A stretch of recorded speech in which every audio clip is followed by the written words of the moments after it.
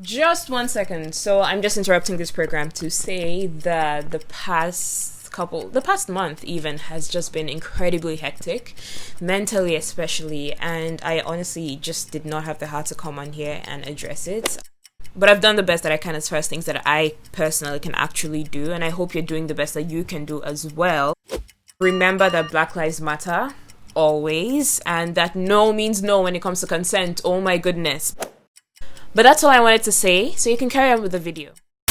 Hey guys, so today we'll be talking about that social media bill that was introduced towards the end of 2019. I will also touch on the hate speech bill that was introduced at around the same time, but mostly I'll focus on the social media bill. I have been looking forward to this video for a very long time, so let's get into it.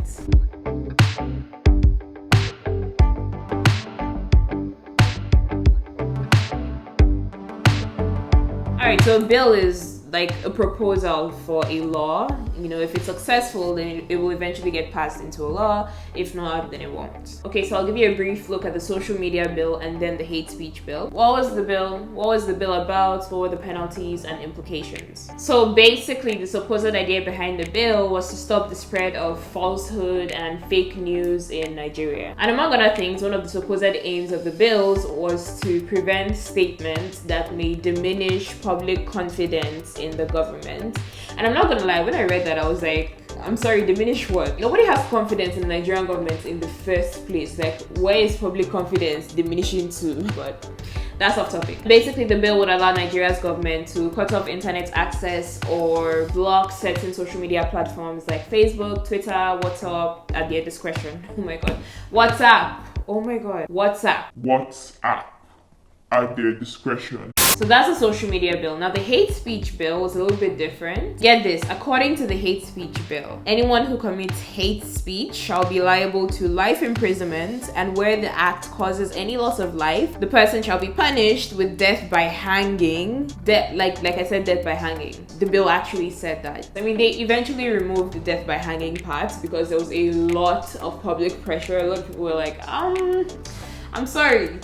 That's just, the punishment doesn't seem to fit the crime. But to be honest, in my opinion, that still didn't make the bill that much better. Like, a lot of the punishments were still like 10 years in prison or life in prison or a fine of 10 million naira.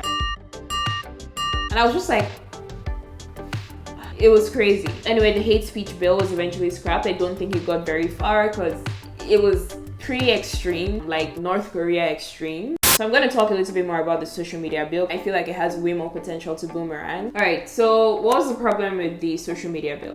A glaringly obvious thing that a lot of critics, pointed out was that all this talk about protecting the public from false information or from fake news is just story. The bill was really just a way to stifle public speech. Over the past couple of years, social media has made it way easier to shine a light on, all the injustices. And just thinking about how the spread of information has changed over the past couple of years, like with newspapers, it's way easier to threaten a newspaper if you don't like what they're publishing about you or your party or whatever it is. If you had power, you could punish them, right?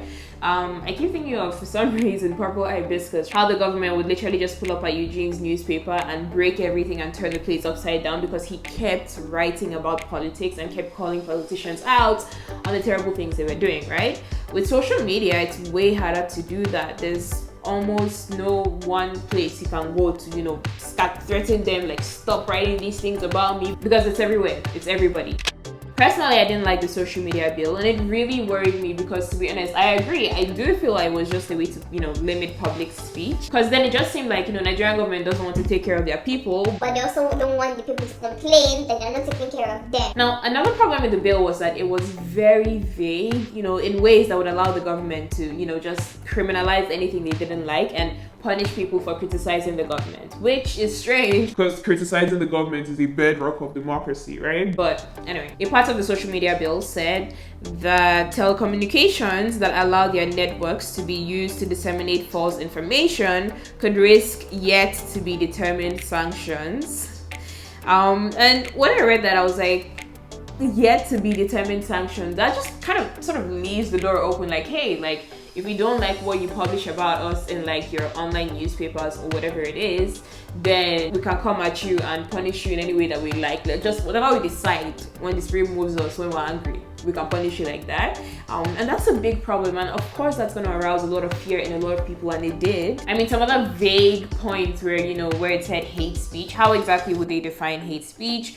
False speech, how exactly would they define that? Is false speech or is hate speech merely disagreeing with your politics? And to whom exactly does the bill apply? How exactly would they go about enforcing the bill? Because yes, I see that you can enforce it, you know, with the people in the country, but what about the people in diaspora who still use social media to speak about the country and about the government and about politics, right? So there was just a lot of vagary that invoked a lot of fear and a lot of panic in people. And this is a sidebar, but a lot of people mentioned that the bill looked oddly similar to a bill that Singapore had passed shortly before they introduced this one. So the Singaporean bill was called Protection from Online Falsehoods and Manipulation Act. And then the Nigerian bill was called Protection from Internet Falsehoods and Manipulation Act. And so you can see why a lot of people were like, plagiarism. and basically, you know, Nigerian government's response was like, hey, like, If a country did not copyright their bill or their law, then technically we can copy from them. So, you know. So did the bills get passed? No, they did not. Thank God. I don't know if I've been speaking about them in past tense. I hope I have, because they didn't get passed. I mean, it's one thing if Nigeria was a country that, like, you know, really takes care of its people and, you know, the country is working and then the government decides that they want to stifle public speech. But that's not the case. So it's like, after everything the government has taken, like, to come and steal free speech again, just, I mean, it's wickedness.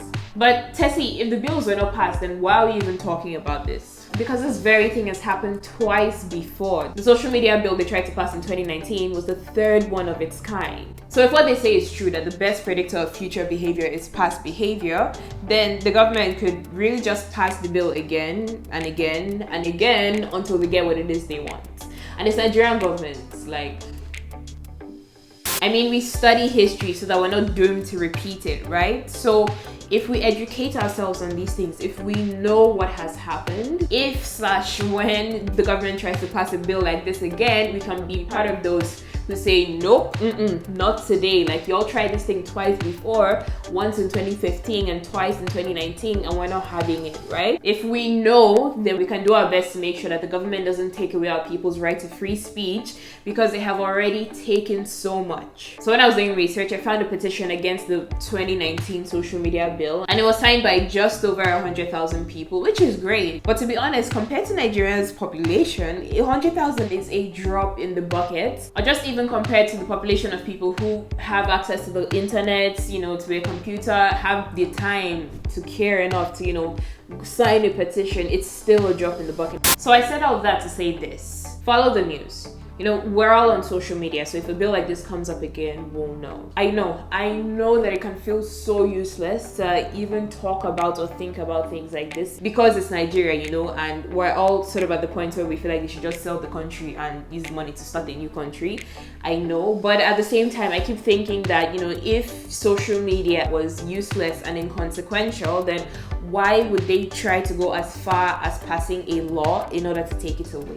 We have a responsibility to be part of that public outrage. If the government tries to pass a bill like this again, that will take away people's right to free speech. Now, there's a lot that I couldn't get into with the two bills, a lot of information that I left out, and obviously my personal opinions have informed how I have delivered this message to you today. So I have left all the links that I used for my research in the description box in case anybody wants to check them out, because I'm sure this all sounds like some really interesting stuff to read. But that's all I have for you today. Please let me know what your thoughts are in the comments. Did you know about the bills? What do you think about, you know, the hate speech bill and social media bill? And thank you, and God bless. See you next time.